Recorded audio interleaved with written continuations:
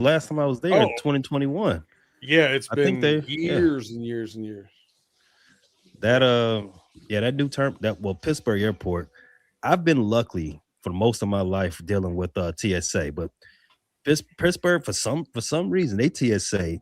I was jammed up for all the way back. I'm like, what's going on at this airport? Like,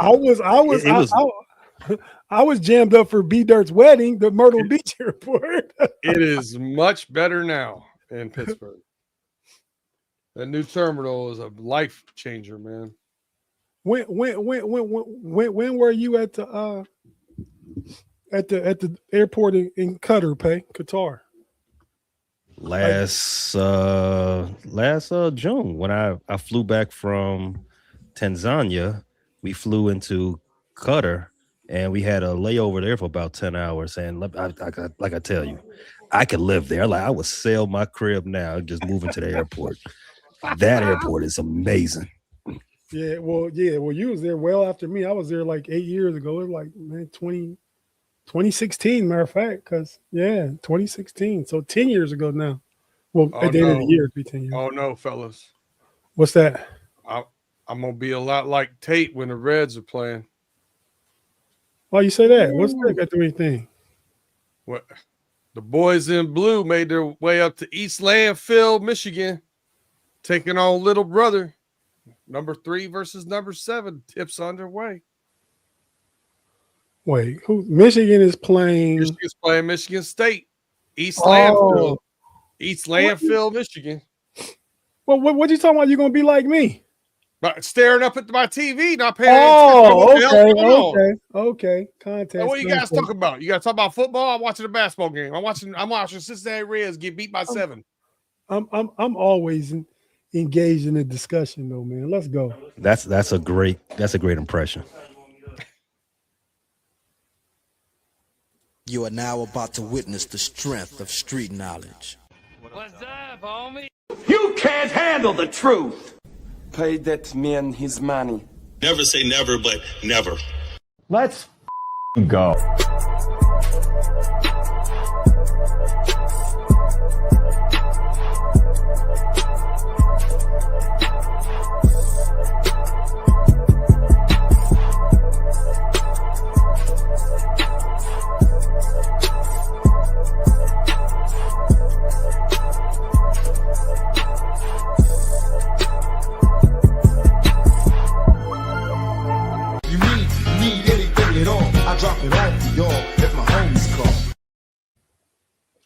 Pittsburgh Steeler Nation, AFC North fans everywhere, know-it-alls, frustrated Chicago sports fans running through the jungle, everybody that's tapping in with the homies on a Friday night. Thank you for being with us. We got the whole kit and caboodle, the whole crew back together. We got to welcome B Dirt back to this side of the pond. B Dirt, what's up, man? How was your trip? What was going on? That's how we got to talking about flights and airports and stuff backstage because B Dirt just got back. What's up, man?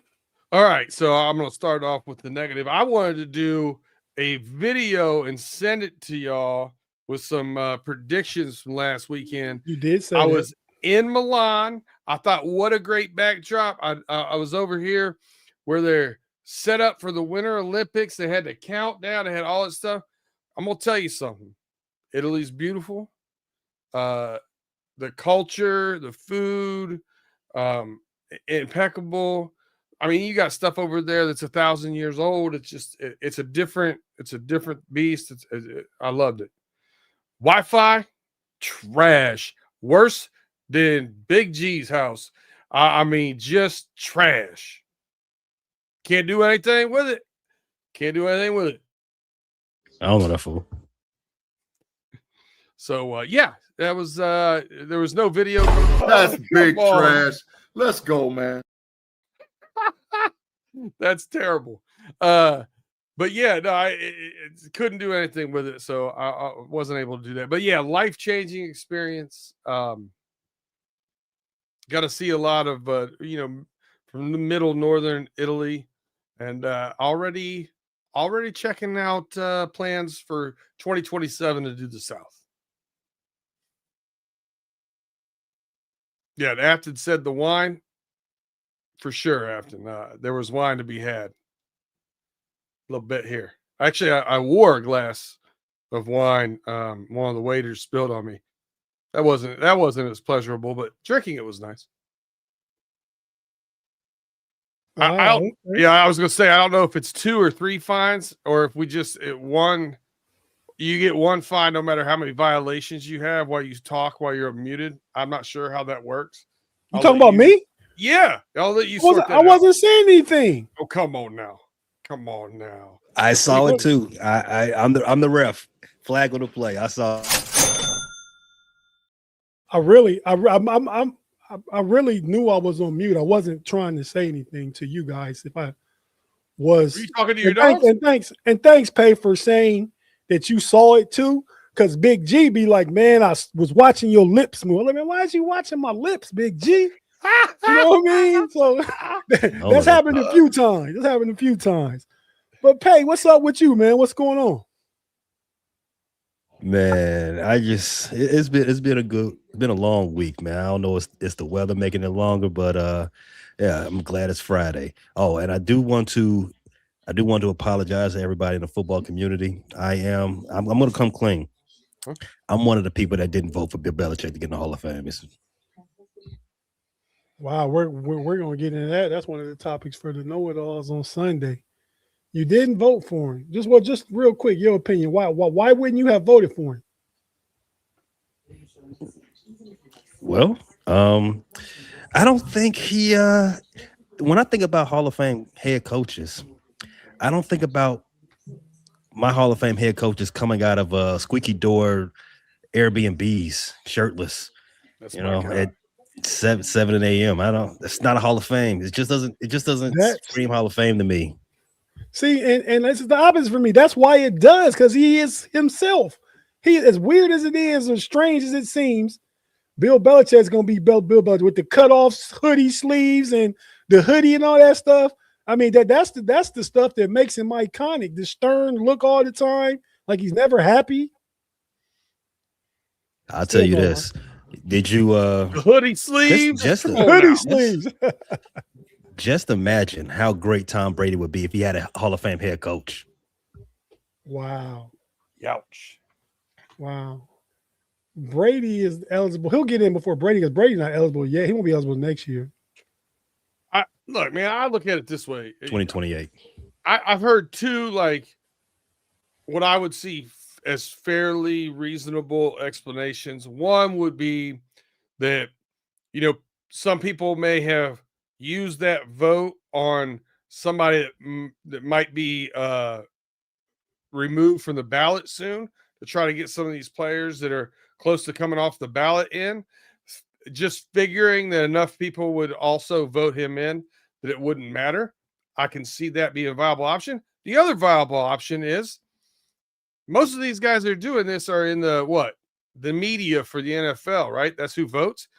Let's just say Bill hasn't been always the greatest guy to interview.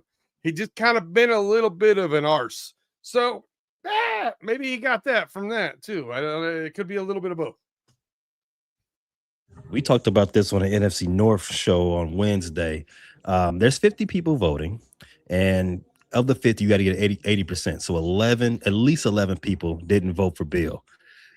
If you have that small of a number, doesn't that make you believe that there's been some collusive activities going on, i.e., the Robert Kraft angle of this? And I'm not talking about him in the massage parlors. I'm talking about him Jerry beefing. Yeah, I'm talking about you know what? I don't want to share a Hall of Fame stage with bro. I'm not really feeling bro. Hey, how about you do me a solid and I'll do you a favor later.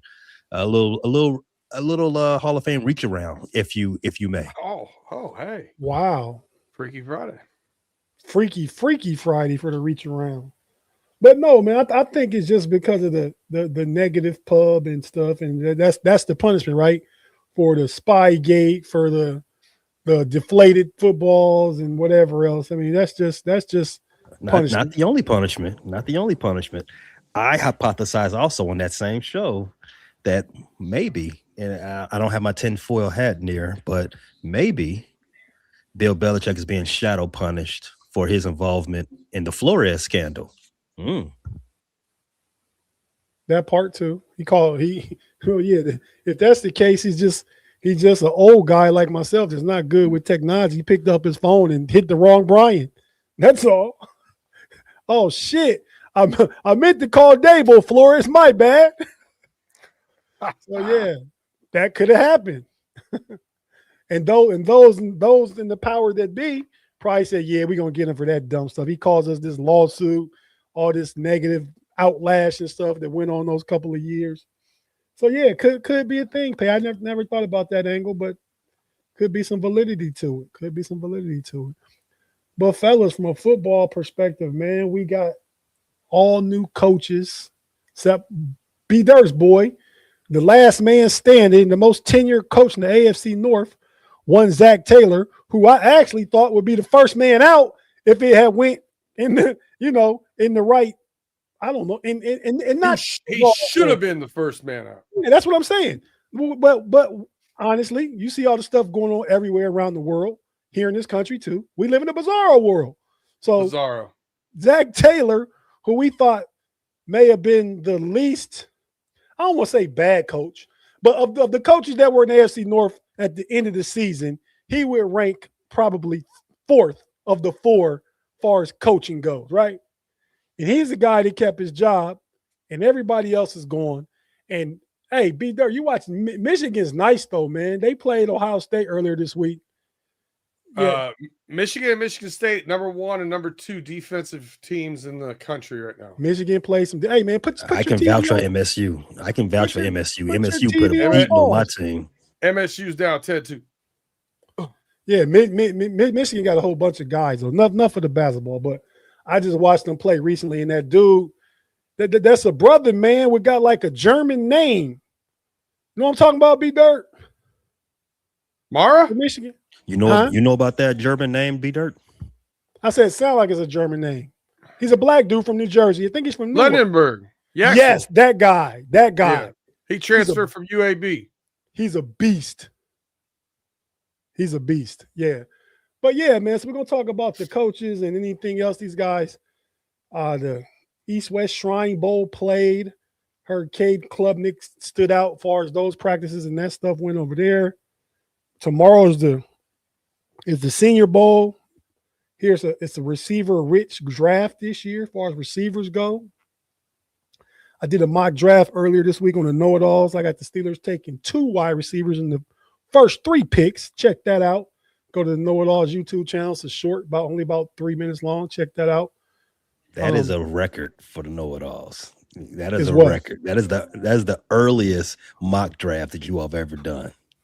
The earliest. I had to keep up. Ma did one first, Surprisingly, it wasn't Big G. I had to fall in line. I got to put Tate's mock 1.0 up. And I said, I put 1.0, and it's like supposed to be 0.5. I'm like, nobody told me that. Who does a 0.5 mock draft? But when you're ready to do one,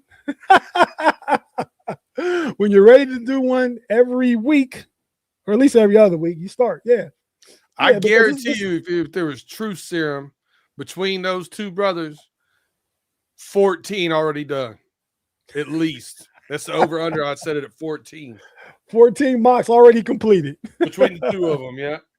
I probably have a slight edge. I probably have G 9 and probably 5 or 6 for mod. That's where I'm at. Makes sense. And to mention, we went in and got a know-it-alls PFF membership. We got all access to all the intel and all that stuff. So yeah, I'm not so much. I'll look at it when I need to look at it. But them guys, especially G, I know he's probably on there like we might search Google for something. You know what I mean? That's his thing. But shout out, he got his film study and his football knowledge, and that's why, we listen to him. You listen to him. Jens listen to him. I listen to him sometime. But yeah, man, we're gonna go ahead and take our first break and come back. I thought B. There was talking to him. He's talking That at the pass was hot. That pass was hot. That's something why I might have my neck up looking at the TV. I never do. But yeah, man, so we'll go ahead and take our first break. If you're watching on YouTube, stay with us. We're not going anywhere. Real quick, I'll shout out some of the people in the live chat before we go to break. I know I've seen Craig Warlow out here, Tim Lyons out here, Jaime Carlo in the building. Who else is here? Is that Afton in the building? Brent Howe in the building. Thanks, everybody. Pickens, you big dummy, the homie in the building. Joshua, thanks for tapping in. Breezy, thanks for tapping in. We certainly appreciate each and everybody that's rocking with us on a Friday night because, Pay, what do you always say on Friday night to the people that are here with us? Could have been anywhere in the world, but you're here watching us F around. We appreciate you. No doubt, no doubt. With that being said, Mr. Woodsy, thanks for tapping in. Yeah, PFF is BS sometimes. You gotta use the knowledge correctly, right? You gotta sort through it. Some of it's crap, some of it's good. Yeah. Just gotta use the good stuff and ignore the other stuff. Yeah. I mean, because even PFS did, but yeah, it's just. I don't always agree with PFS, but some stuff they make sense about. Big G has his own all 22 accounts, so we watching Netflix and other stuff, Prime shows and stuff. Pay recommended the show to me last week. Pay, I don't know how you watched that. I mean, it wasn't bad though. Like, I mean, I don't want to play it like it was bad, but it was network TV. Yeah, it was. I mean, I see you probably gravitated and stuck with it because it was set in Chicago. Felt like you were at home. No? Ooh. No, it was not set in Chicago. It was set adjacent to Chicago. Oh, okay. No. Okay. It was up there in Chicago, Milwaukee. No, they wish. Suburb, they wished. It was a suburb in between the two, but they did bring Chicago into it, which made no sense to me. But if you want to see the show that we're talking about All Her Fault, that was on Peacock. So you can check that out if you must. Well, if you dare. It's a very frustrating show, though. I mean, yeah, I guess it's a lot of twists and turns, and I thought a few people was the bad guy, but But yeah, man. So let's go ahead and take our first break. We'll be right back after this. Thanks for rocking with the homies. Once I'm done with that. Yeah, man.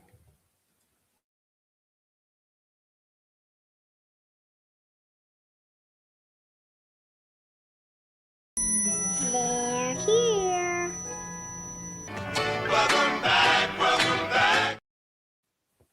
Welcome back on the Friday Night Homies. We appreciate you guys for tapping in. It's a creepy ass shit. What is it? Oh, that little girl. Oh man, I don't like coming. Yeah, I don't like coming back from break to that. What the hell? Yeah, you've been gone for a few. It's been my break setter for a couple weeks now. Man, that was creepy though. Yeah, that's for real creepy. You didn't like Poltergeist when you were a kid? No. Okay.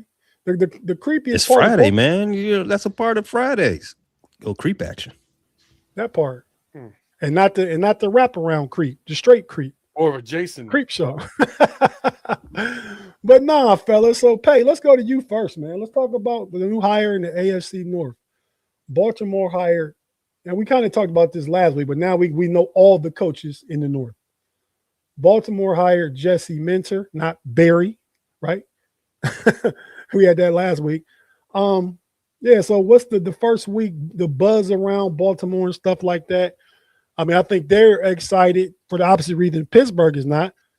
They got rid of, let an old coach go, got rid of an old coach and brought in new blood, brought in a new coach, familiar with the team because he was there for a couple of years. And Pittsburgh brought in the old coach, and they were disappointed because they wanted that excitement of the new. But so we're talking about Baltimore now. So what's going on in Baltimore? What are the plans? I think they hired an offensive coordinator this week. I don't remember the name, but go ahead. Whatever you know, let us know. A few hours ago, they actually hired our offensive coordinator. Somebody I know pretty. It's from Chicago. Well. Declan Doyle. They took Chicago's OC, and now they gave him the same job in Baltimore. You assume that he's going to be calling his own plays while in Baltimore because he didn't do that in Chicago. So, congrats to him in a sort of a promotion. I don't know if he's going to get paid more, but I'm happy that he can just inject real quick. Oh no, did he? Just let me add real quick. He went to slide it on in there, Tate. Let me he went from Chicago to Baltimore. Ben Johnson is a play caller, great play caller.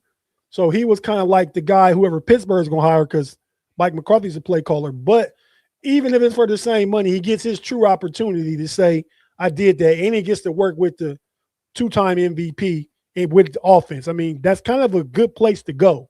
Regardless of if it's lateral or the pay, if it's not a big increase for future career opportunities, if we were just regular working people in the workforce, which we most of us are, then that would be a good lateral move. Would you agree? And go ahead. Well, I mean, yeah, you said all of it right there, but I will add this part of it too. I don't think he's not offense agnostic. He is from the Sean Payton coaching tree, so he's been around offense for a long time. I'm sure that he would be a fantastic addition to the coaching staff of Mr. Minter in Baltimore. So, I mean, I like the hire. I don't know what type of scheme he's gonna be dealing out because again, he did not call plays in Chicago. But I know for a fact that when you're an offensive coordinator and you aren't calling plays, then you're doing a lot of the scheming, you're doing a lot of the scripting, you're doing a lot of the what do you call it, video work throughout the week. So Advanced he's going to be scouting. prepared. Yeah, all of that. So I know they're going to be a more. I don't want to say more. Let me take that back. I know they're going to be a very prepared offense in Baltimore in 2026. So I'm interested to see. I'm going to be very glued into what they got going on in training camp. I was surprised that Minter being a first-time head coach and a defensive guy, I was surprised he didn't try to get an offensive coordinator that had already called plays before. That was one thing I was surprised by. Now, that said, I was devastated that the Baltimore Ravens hired Jesse Minter. That's who I wanted to go to Michigan. That's who I wanted to go to Cincinnati. That's my guy. I think he is a great football mind, and I think he's going to be a great coach. So this one stings a little bit. So I'm giving the benefit of the doubt. If he saw something he really liked in Doyle, I'm not going to pass judgment until I see it. Okay. So Pay, with his experience with Peyton, great offensive mind. Ben Johnson, great offensive mind. What do you expect him to be able to do with Lamar Jackson and Derrick Henry? A couple of good tight ends. I think they need, much like the Steelers need but they don't need as much as the Steelers wide receiver wise, but need another wide receiver. What do you expect from that offense? Well, dealing with those names that you just put out, Henry and Lamar, the floor is really high for their offense. Even if he doesn't, let's just say, they don't have it's off to a rocky start with in the Declan Doyle era. Still, the floor is really high because of those two guys that are extremely talented, Henry and Lamar. So because I believe that Declan Doyle is going to be able to do something very nice over there for him, I can see a sort of a resurgence, sort of like a 2024 return to that type of offensive attack out of Baltimore. I do think they have a lot of weapons on both sides of the ball. So I don't know if they have to do, push all their chips in on one particular position group. I think they still boast probably the most full roster as far as talent is concerned in this division. So I think they have a really, really good shot. They won't have 11 Pro Bowlers going into next year. They didn't have it this year either. No, they did have it last year going into this past year, but they won't have it going into next year. I agree. It's going to be they got to get back to that level. But I do think that if I was to assume which one would you say in 2026, more closer to 2024 or more close to 2025, I would say closer to 2024. I would too. I mean, just because I feel like Minter's a much more defensive mind. I think you can see a similar turnaround to what Mike McDonald was able to do in Seattle. And we see where Seattle's at in year 2. I mean, just those young defensive guys who Steelers missed out on some probably. But man, okay. Well, be there. Can we You got agree to stop using the Pro Bowl as a litmus test for anything, though? It's a damn sham now. yeah, it is now. It is now. Yeah. Segue. What Oh, the he hell? got kind of salty at that one too. I am. let us really know what you think. Be there. Go ahead. Expand. Shador expand on it. Sanders going to play in the Pro Bowl. Get out of here. Trash. Now Joe Flacco's going to be there? Joe Come on, Flacco's going to be man. there too. That's what I just saw today. Well, Nobody wants to go. no, nobody wants to go. Nobody wants to. They It's- need to scrap it. It's dumb. It just I need to know who the all pros are. I don't give a damn who's in the Pro Bowl. I'm done. I agree. Hence, Tyler Huntley went a few years ago too for Baltimore. I think he only played like 5 or 6 games. He been in 2 Went Pro Bowls. twice. Yes. Yeah, they just looking for bodies that can play some exciting flag football.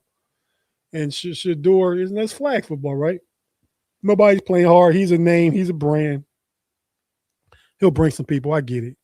But yeah, well, Pay was the one to start counting Pro Bowls last year with the whole. I didn't think about it. You should have brought that up last year. We had a whole show about the top 40 in the AFC North. I remember talking about it. Probably like, well, we got 11 Pro Bowlers in Baltimore and all that kind of stuff. Yeah, it doesn't even matter. Why we had that discussion? We wasted air. You know, that we could never get back. Those breaths. Well, for that conversation, it mattered because we was having a who has the most talented who has the most talent in that division. Like, well, I mean, there's Well, 11 I can Pro tell you Bowls why on I this didn't roster. bring it up, Tate, because I was on Pay's side of the argument. So I wasn't going to tell him he was wrong. So this time next year, we do the same show, top 40 going into the season, AFC North. Shador Sanders in it then, right? Oh, God. Come on. Hey, that's what Yeah. historical trends tells us. Obviously, best quarterback in the AFC North. Hands down. Hands down, yeah. Yep. Killing. I mean, I don't see no Burrow or Lamar Jackson in the Pro Nope. Bowl. That's right. Or old school 4-time Hall of Famer with Get him out here. three times, maybe 4 times as many touchdowns and fewer interceptions, Aaron Rodgers than Shador Sanders. But Aaron Rodgers would Segue. go to that stuff. What's the Beat segue to segue. now? You brought him up, Mr. A-Rod. Oh yeah, no, Rob. that's we're putting that's the main course.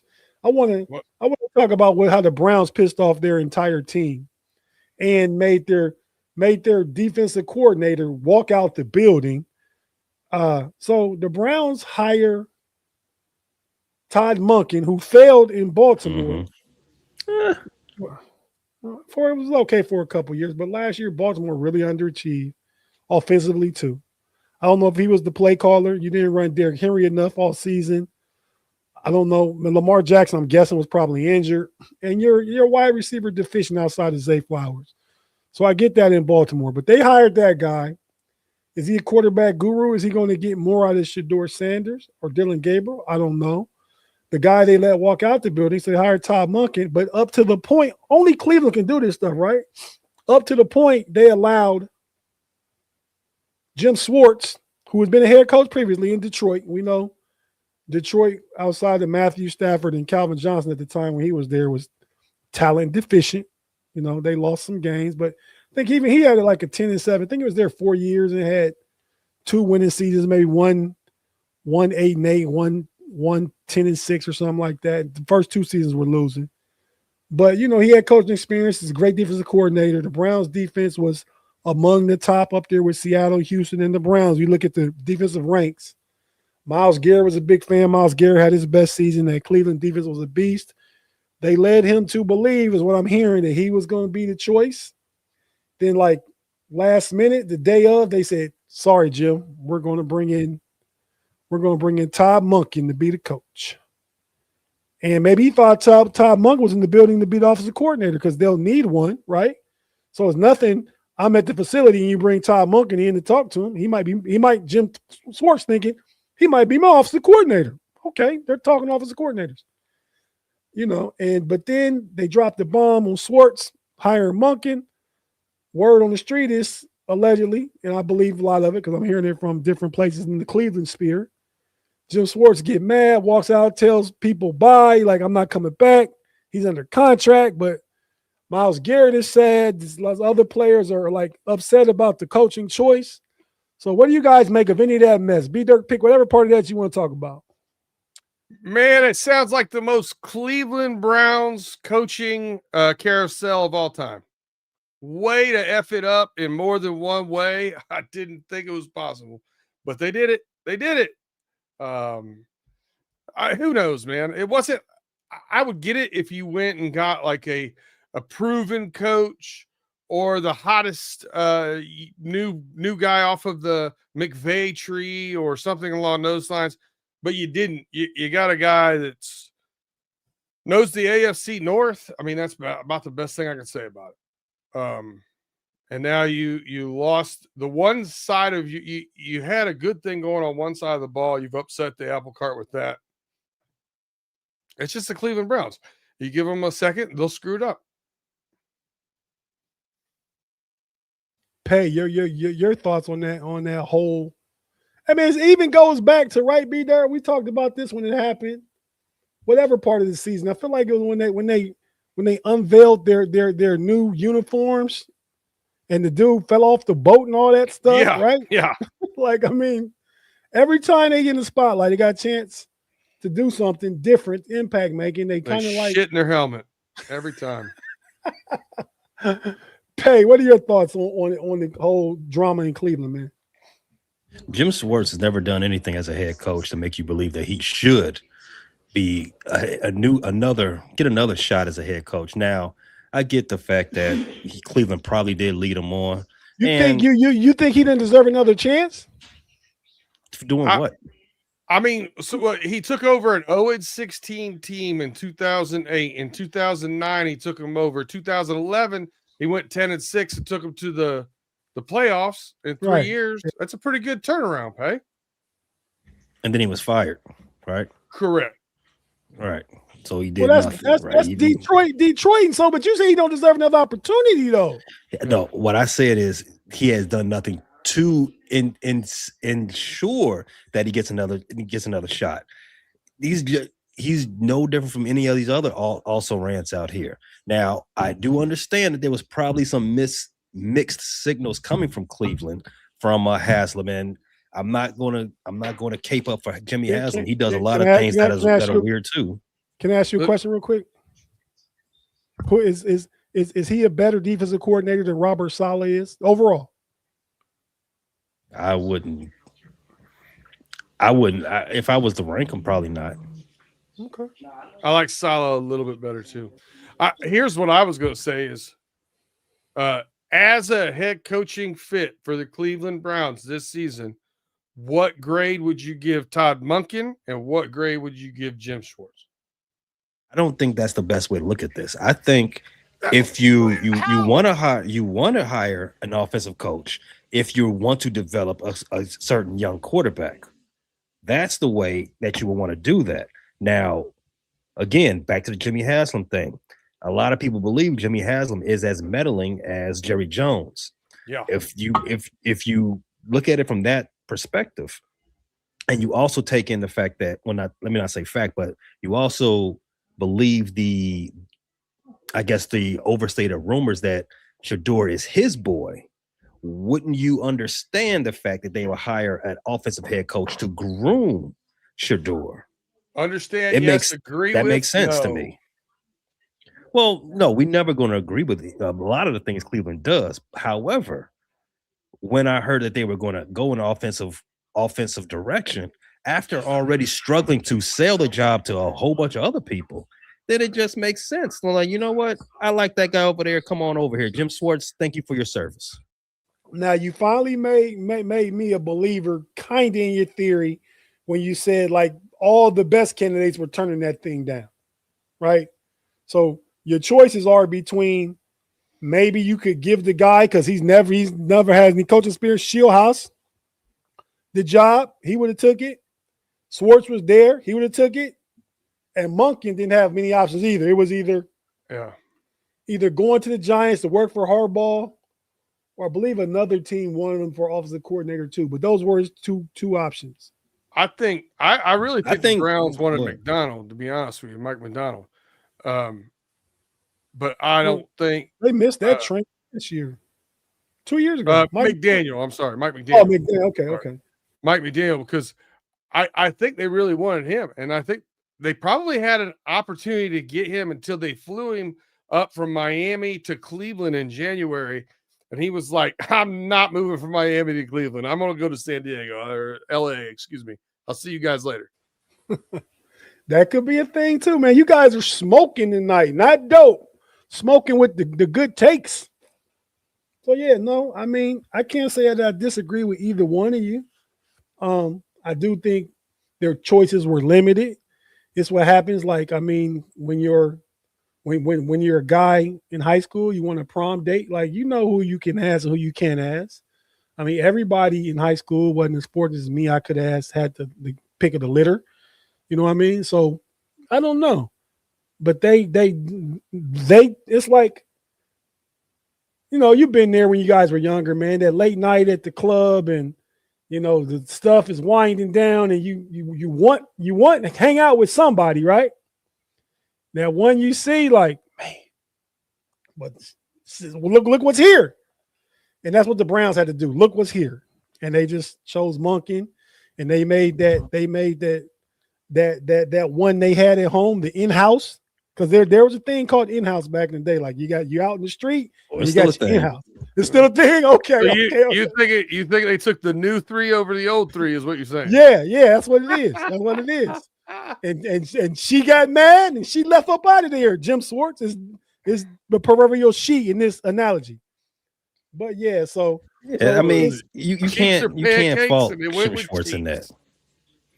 You can't get mad fault at Schwartz in that.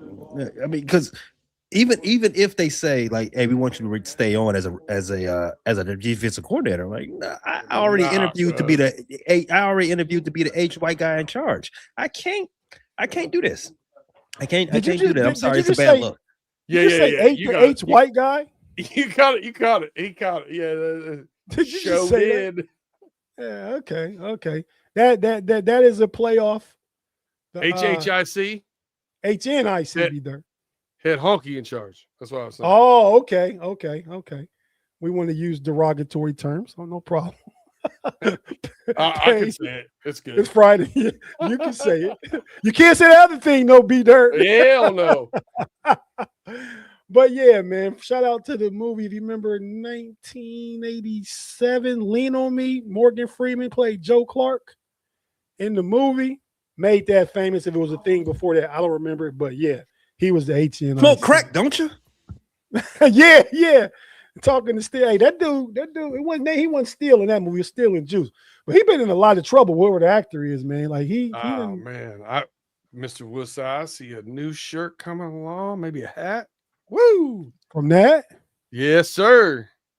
Okay. You gotta put it somehow, incorporate the homies with it, man. I gotta figure it out. But yeah, man. So let's move on over down south central, southwest Ohio to Cincinnati. Be Dirt. Zach Taylor, what's going on over there? What will be different with Zach Taylor and the Bengals? We're more talking coaches. So just say the coaches, the coaching staff, any changes, anything Zach Taylor's going to do different that he was able to keep his job. Like, is he on a hot seat this year? Like, what's going on? Man, if you wanted my honest to God gut reaction to this, not a damn thing. But they're saying they're going to do some things and they're going to look at scouting and all this other, but they haven't done anything yet. It's just been business as usual. And they, he points to how close they are and how much better the teams played later in the year. The defense played teams that were out of contention later in the year. They played the Cardinals in week 17. Like, that's the reason why you looked better. You know what I mean? Like that. I don't know. It's all fool's gold. The only hope is that Joe Burrow can express his dislike for the way they've been handling the offseason enough that they actually do something. But I have you got to prove it to me at this point. He's still there because he has another. Because again, we talked about this plenty of times while we were talking about callbacks from previous episodes. But Cincinnati Bengals are notoriously, historically cheap, right? And the reason he's still there is because he still has years on his contract, and they don't want to buy him out. That's right? I think he's got one more after, so it's not a big. I don't think the buyout would be a big thing.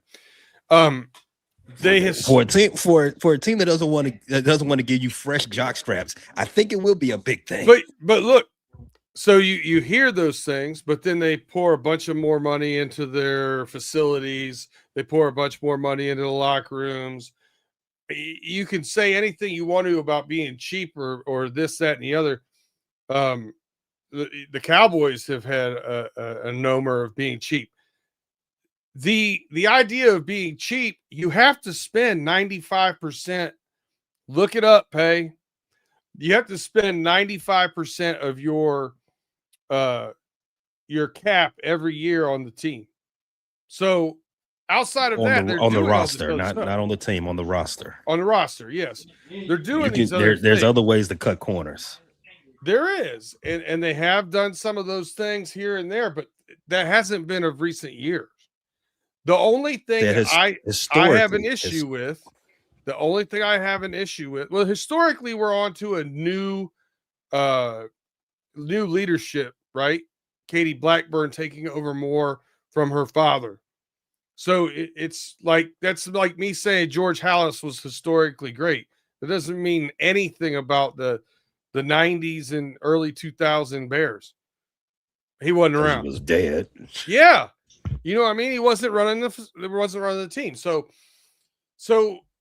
it's just one of those things. I don't think it has anything to do with that. I think they believe that they're close. I think Mike Brown is emotional when he shouldn't be, and I think he likes Zach Taylor. Zach Taylor's a very likable guy, and Joe Burrow likes Zach Taylor, and you put all those things together, and he's getting another opportunity. So you would not agree with Tate's original comment that he's on the hot seat, even though he has 1 year left on his deal. No, he's gonna play it out. I mean, I would be shocked if you play it out. Then I guess it's not a real hot seat, because once the season's over, no more contracts, so we ain't gotta talk about it no more. He should. Well, no, he got this year coming up and the following year. He said 2 years. Yeah, this year and one more. Oh, he's definitely not seeing that last year. I don't know. I mean, but see, the thing is, when the coach gets to the end of the year before their contract is up, you usually talk extension. Now, that's the question. Would they be willing to offer him an extension at the end of next season? Did he win a division? That's yet to be seen. Let's say. Did he go to the AFC Championship game? Because they better. They got the longest tenure coach in the division. You better win the division. I'm just saying, if you don't win a division or go to the AFC Championship game, kick rocks. Get out of here. So you can win the AFC North and be good, or you not win and get a wild card and go to the AFC Championship game and be good. Yep. Well, Mike Tomlin done one of those two things, and he's out of here, but under his own choice. Segue. Another segue, yeah, okay. So I think here, go ahead, Pay. You drive the car, and I'll answer the questions. Anything about the Steelers you want me to answer? Shoot. So last week on the show, we intimated, we hypothesized, we bloviated about what the Steelers should do with their head coach vacancy. I think it was 48 hours later, Mike McCarthy, the prodigal Yinzer, has returned. Tate. It was 16 hours later. We were on Friday night. It happened Saturday afternoon. Schefter dropped it about 2 p.m. But go ahead. I've had mixed feelings about this the whole time after I saw that happen. You know, first it was funny. Then I thought about it. this will actually work. Then I said, you know what?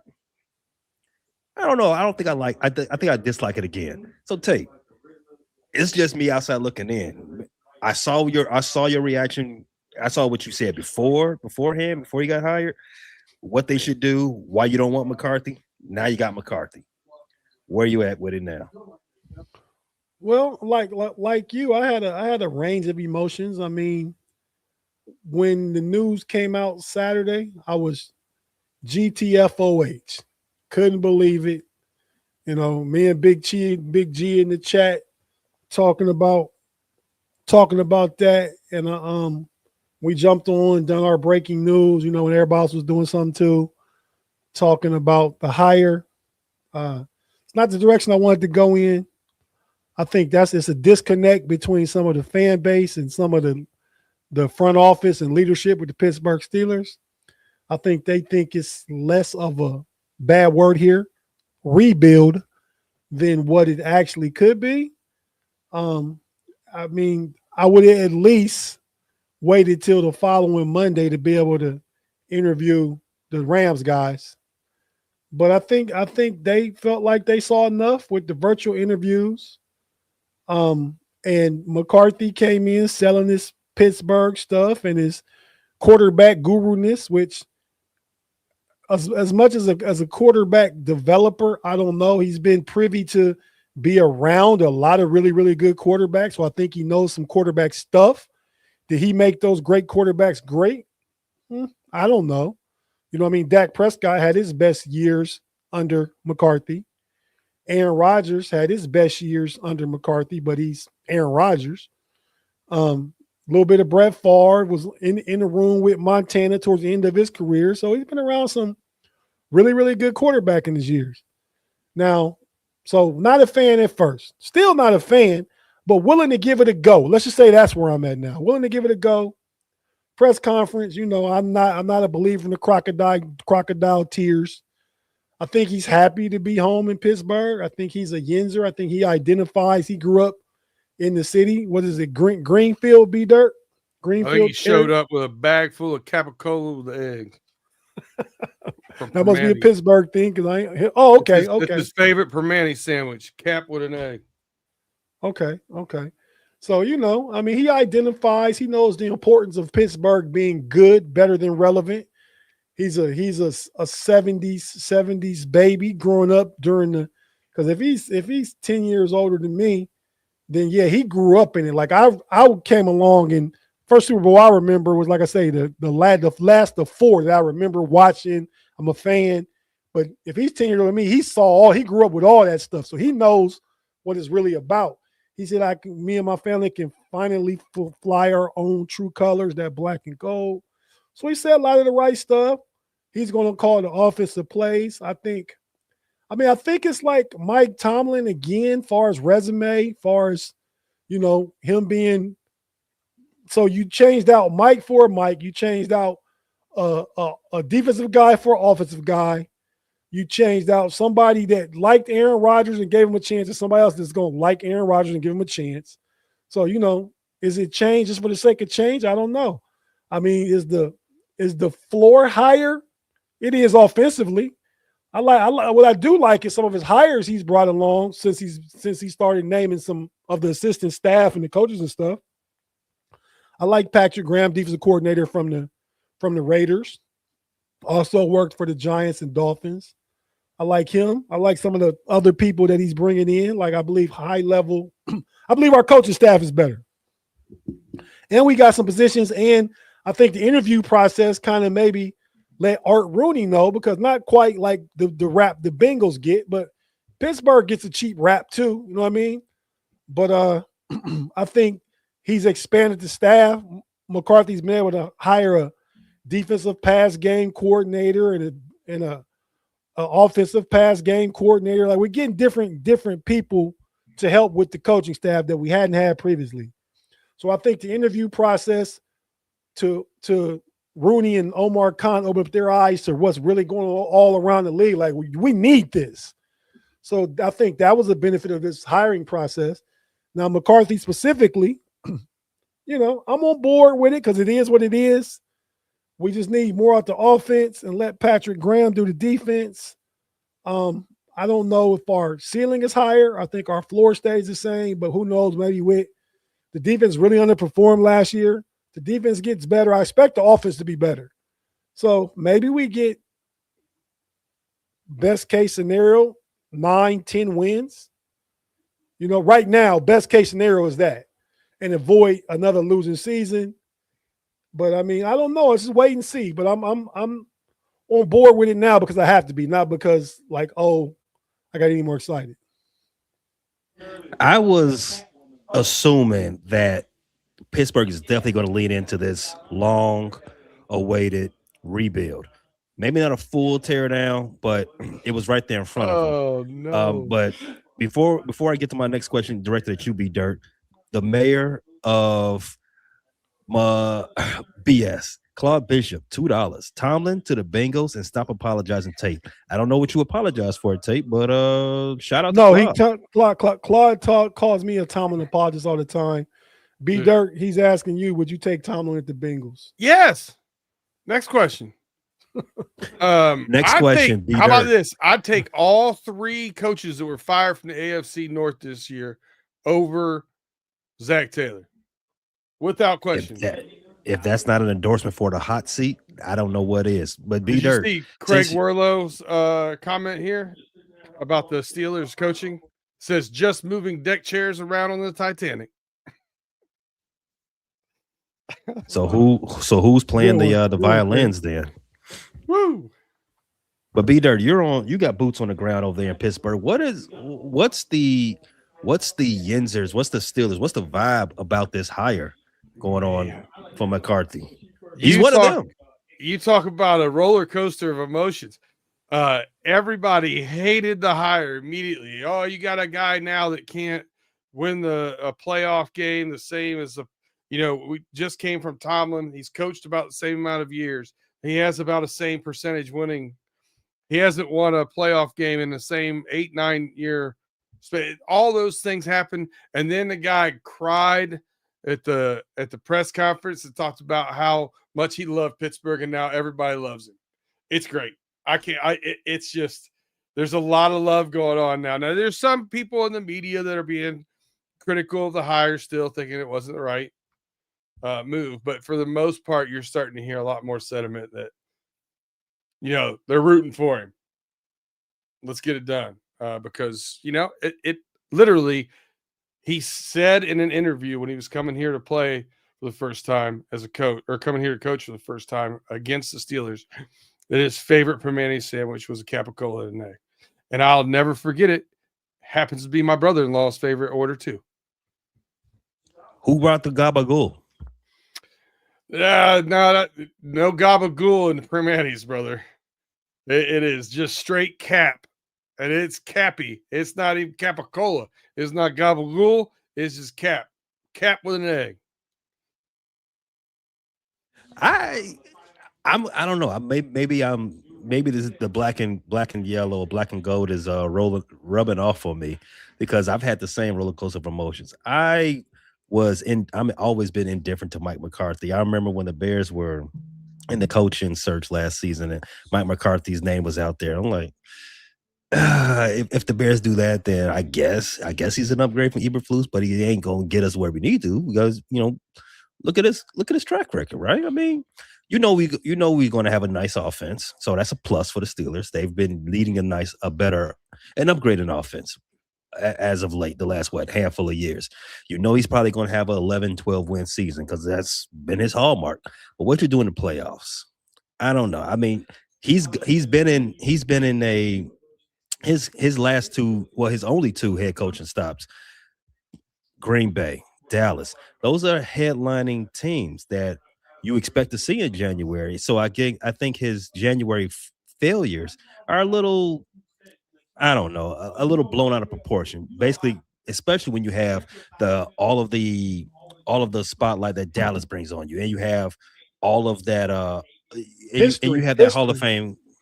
The history is with it as well, and you have Aaron Rodgers for 10 years. So I think this is a fresh slate. I think Pittsburgh fans can really actually look at this and be like, huh, this is better than a rebuild. This is a fresh start with a new vision and something we haven't done in a long time. Since 1969, you hired 3 straight defensive coordinators to be your head coach. First offensive mind to lead the Steelers since then. Yeah, I think Steeler fans could be really happy with what's going on right now. And you can ride those vibes right into training camp and see what he can do. And come around in what 11 months from now, and if you've got 11 wins, 12 wins, hey, be happy, right? The emotions didn't get to me from that press conference. I got done with that press conference and thought to myself, Mike McCarthy looks unhealthy. He need to pull. That's fattest. That's fattest, PG. B Dirt. Look who you're talking to. I'm telling you, I know when people look unhealthy. I live that life. He needs to lay off the cap with an egg and get some salad in his game. That's all I'm saying. I mean, being a football coach, especially a head coach, wet line. Ugh. It's not a healthy profession, B. So I mean, what do you want the man to do? You want him to do up downs with like Man Campbell in Detroit? No, I want him to make it through the season. It's gonna be a roller coaster. I just want him to be a little healthier. Be a little healthier. Is there? Let me ask you guys a question from a fan base perspective. Is there more pressure and stress in Dallas or in coaching Pittsburgh? Easily Dallas. Nationally, Dallas. Yeah. Okay. Well, let me take that back. I may have spoke too fast. Dallas has a reputation, and I talked about reputations earlier with you, B Dirt. Dallas has a bit of a reputation when they're hiring coaches. They're hiring coaches that are meanable, right? They're controllable by the general manager, by the owners. Jerry. So Jerry, period. Yeah, say Jerry. We could say Jerry. So maybe the pressure. Well, I guess I take that back. A lot of guys are banking on this to build their name. So the pressure is definitely heightened for them. And you have Dallas is all but 4 of their games are not going to be in the Fox game of the week. So all eyes are going to be on Dallas. So Pittsburgh, I don't feel it that much as far as pressure from that standpoint. Now when you hire a coach like Mike McCarthy, you're expecting, hey, look, it's playoff or bust. I mean, you could if you could have hired a fresh name, you probably could have gave him a long runway to build into the next era of Steeler greatness. But now McCarthy, I'm expecting you to do some sort of thing. So I think there is going to be some pressure in imbued with this hire. I just say that I believe it's more pressure in Pittsburgh because I believe the Dallas fans are now accustomed to just the year starting. Hopefully we're good. Sometimes we're good. And that's it. Pittsburgh fans, I feel like we're more rabid, more blue collar, more like we'll cuss your ass out. Like, I ain't never hear fire whoever else from the Dallas fans, whoever was their bad coach. Never heard that. Never heard any of that kind of stuff. I mean, I would also say that Dallas hasn't Pittsburgh hasn't been since 2010, but Dallas ain't been since 1995. Whole 15 more years since it's double the time been to the Super Bowl. 6. 96. The 95. This is the I guess so. 30 years. Yeah. So no, yeah, it'll be 31 now. It was 30 this playoffs. It was Super Bowl 30 that they was last in, right? Yeah. Yeah. So, and they beat the Steelers because of Neil O'Donnell. And but yeah, so I don't know. I mean, I'm not a Dallas fan, but I think they kind of come accustomed to falling short, and that's been a longer double the time, And Pittsburgh, like if we got to where Dallas is at in length of time before you get back to that thing, it'll be problems. But yeah, we up against the clock, and we didn't even mention this part. Mike McCarthy, Aaron Rodgers. Is this about to happen again? Is there going to be is the gang getting back together? I think it is, Pay. I mean, I'm not that I'm a fan of it. I'm just reading the tea leaves. I'm reading the coaches. I'm reading the relationships. I'm looking at all those things. Word on the street is Omar Khan put out there like Aaron Rodgers. We need to know what you're going to do by free agency. It ain't going to be nothing to draw it out like it was last year. So, that's not going to be a thing. As the NFC guy in the room, one, it is going to be drawn out because that's who Aaron Rodgers is, and two, the end of the relationship between Mike McCarthy and Aaron Rodgers, it wasn't a very harmonious one. So it's going to be fun to see. I think they've made amends. Aaron Rodgers said that Mike McCarthy was the lowest IQ coach he's ever played for. That was said in 2019. That was said. So, but that's 7 years ago now. Water under the bridge. I've called UNB dirt some dumbasses before, and here we are, working together. So, I don't know though. I don't want it to happen. I'd rather just see Will Howard, maybe bring in Malik Willis, let them compete, and then draft a quarterback in 27 when the second best quarterback, Ty Simpson, this year would probably be the sixth best quarterback next year. So don't try and play that game or nothing. Just if Aaron Rodgers isn't the quarterback and you don't bring in a free agent or trade for somebody that can win the job from let Will Howard go. At the very least, he gets experience. We see he's not that guy. We got a better pick because we sucked. Let's do it like that. My opinion. I don't know, man. You get in the media and say I'm low IQ. You got to run that fade with me before we patch anything up. Me and you, parking lot right now. It's a lot of people. It's a lot of people that's lower IQ than Aaron Rodgers. He's a genius. Ask him. I'm straight on that. If I ask him that, I'm like, you know what? I don't even want to hear it. I'd pay pay-per-view to see McCarthy and A-Rod in the parking lot for sure. Man, Aaron drugs. Aaron Rodgers a whoop Mike McCarthy, man. Aaron Rodgers will whoop me. I wouldn't have said that 10 years ago when I was not as old and a little healthier. I'm not quite B Dirty said about Mike McCarthy. I ain't quite there, but I ain't quite far away either. So yeah, man. So real quick, couple questions about the Super Bowl. We know the matchup. The New England Patriots versus Seattle. Question to you guys. Is Drake May a top 10 quarterback going forward? Top 5 quarterback going forward? After this Super Bowl. Does he jump into the top 10? Yes to 10, no to 5. Pay? I agree. He's my MVP pick, so I got to put him in the top 10 at least. You're wrong with that, but yeah, you said that last week. And you seen what Stafford was doing to the vaunted Seattle defense. Special teams and defense lost that for them. But what about, is Sam Darnold top 10?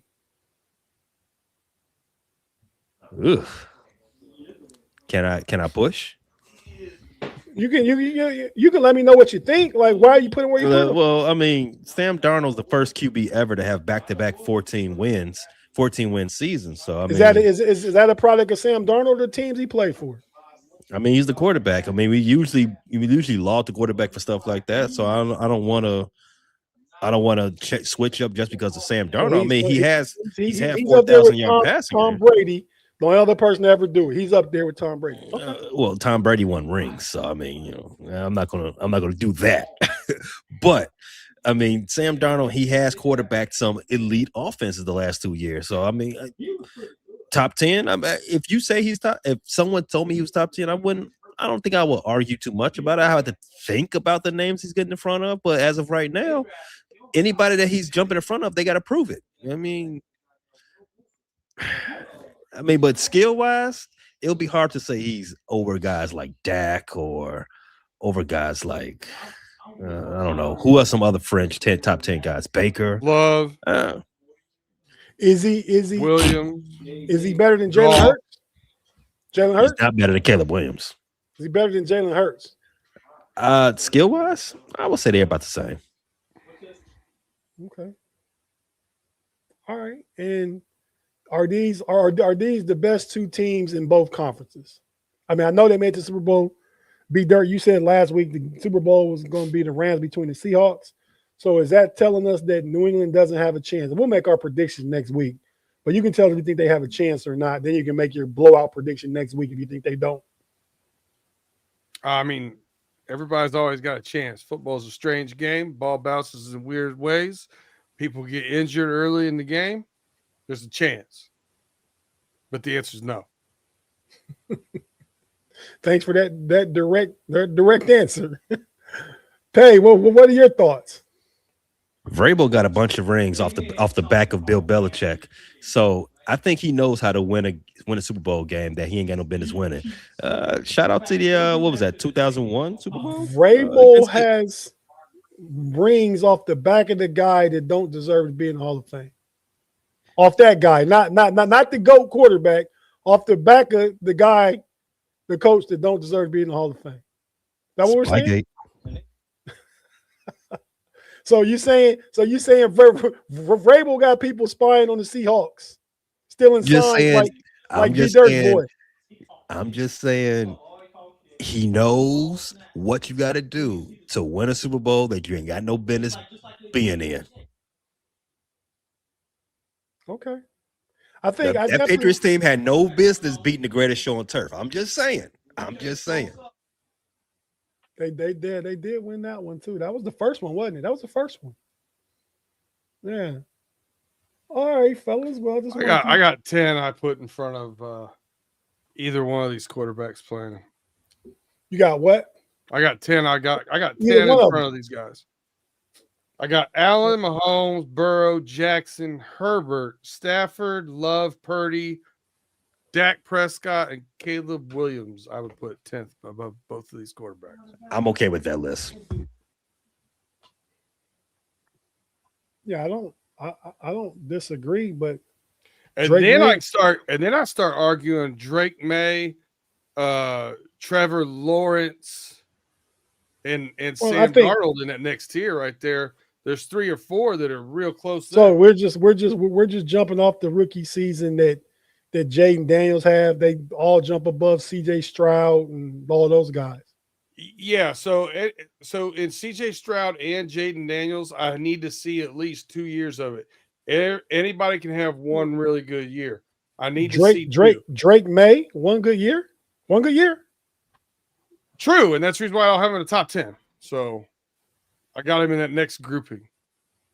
I mean, Jaden Daniels did take his team to the NFC Championship game last year as a rookie. He was hurt this year. I mean, so yeah, we'll see. I think that was a great quarterback class, arguably, man. I mean, player for player. I mean, what the quarterbacks have done thus far, best class since the class of '83. And that, if my memory serves me correct, I was a young fella then. But you got Elway, Kelly, Marino.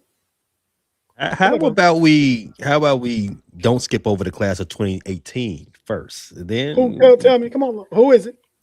Lamar Jackson, Josh Allen, Sam Darnold, Baker Mayfield. No, I'm not gonna let y'all take y'all takes back on Sam and Baker because everybody had them trash 4 years into it. They've been resurrected. I haven't just like with Michael Jordan. I don't forget when Michael Jordan wasn't making the playoffs his first 6-7 years until Scottie Pippen got there and they started winning some stuff. Everybody wants to forget the first 6 and the last 3 of Michael Jordan's career. They made the playoffs his first year. He wasn't winning in the playoffs until winning. Yeah, they got swept by Boston. They didn't win no playoff games.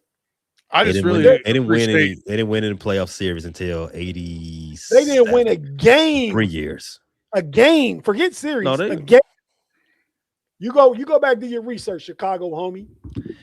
They won a game against Milwaukee. They won one. I appreciate that I gave you my top 10 and you immediately started defending Daniels and didn't say a word about Jalen Hurts. You're gonna have to talk to your brother about that. That's all I'm saying. I think he's real down on Jalen Hurts. He's real down on Jalen Hurts. Hey, I told him but 2-3 years ago, you can win a Super Bowl with him, but you ain't gonna win a Super Bowl because of him. He ain't that guy. The thing is, his best 2 games, arguably of his career, were both in the Super Bowl. So he's a big game quarterback. I mean, even when he got benched, had to come in for 2 at Alabama in the SEC championship. Big games. I mean, I don't know. I give Jalen Hurts that. I give him high grade on that. So, with that being said, fellas, be dirty. You want to do anybody dirty real quick, man? Do anybody dirty? Boy, I didn't give any thoughts to that. Shout out, Danny. Yeah, I know I put you on the spot, man, so you don't have to. Nah. Here's what my closing thoughts are going to be this, man. I listen. A lot of people going through a lot of things right now. The world's been a crazy place, as you alluded to earlier. Just make sure you take care of you or yours. Make time for yourself, and take care of your family. You never know. When that last chance to talk to them is going to be over. I got family members going through it a little bit right now with friends and family with cancer and dementia, and it's just the world's a wild place, man. And don't take those moments for granted you get to spend with your loved ones. Opposite of doing someone dirty. Man, that's a good one, B Dirt. And you made me. Pay, you got anything to say? B Dirt made me. I want to give somebody a shout out real quick. Pay, if you got anything to say, I'll let you go first. We get out of here. The only thing I was going to say is that you ain't got to worry about seeing my name on those new released Epstein files. I am in the clear still. You were you in the part that redacted, man. Don't act like you ain't in there, man. You can fine print. Right. No, I just want to send my prayers and condolences to a family. I had a friend of mine die. She's actually a girlfriend a long time ago. We're talking about late 90s, 90, 98 to 2000. Name was Tina Durr. This is me back in like 97. Big fat head and everything, man. But yeah, she passed away last week, and just sad for her and her family. Had 4 sons, and just want to give my best. You're a good person. You'll be missed, and shout out Tina. With that being said, fellas, we're gonna go ahead and get out of here. Until next week. Pay, who you want anybody arrested? We ain't arresting nobody in a while because we weren't gonna let you. We won't let you say nothing bad about Aaron Rodgers while he's our guy, but technically he's a free agent now. So you got anything to say? Go ahead. Arrest DJT. Oh, okay. Yeah, that. I co-sign. Peace out. Mamba out. Y'all come back now. Here